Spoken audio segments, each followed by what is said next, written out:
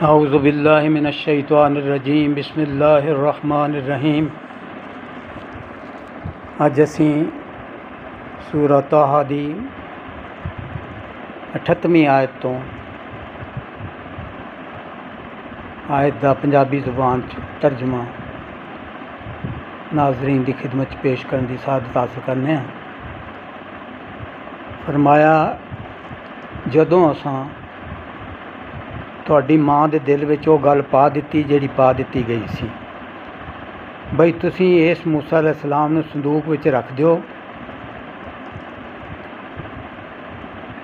फिर इस संदूक नूं दरिया विच सुੱਟ दिओ, फिर दरिया उन्होंने कंढे नाल ला देवेगा, उन्होंने मेरा वैरी ते उस दा वैरी चुक लवेगा, ते मैं तेरे उत्ते आपदी जनाब विचों खास प्यार दी झलक पा दित्ती है।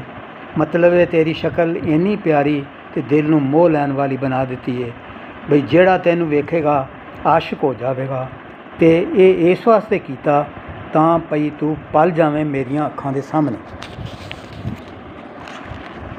ते जदों तुहाडी भैन ओपरी बन के चलदे चलदे फिरौन दे घर वालियां नूं आखन लगी कि मैं तुहानूं किसे जिही औरत दा पता ना दसां जिहड़ी इस बच्चे नूं पालन दा कम करे, फिर असां तुहानूं पाले जावन दे बहाने पिछां परता दिता तां बई उहदी अख भी ठंडी हुंदी रवे ते ओह दुखी भी ना होवे।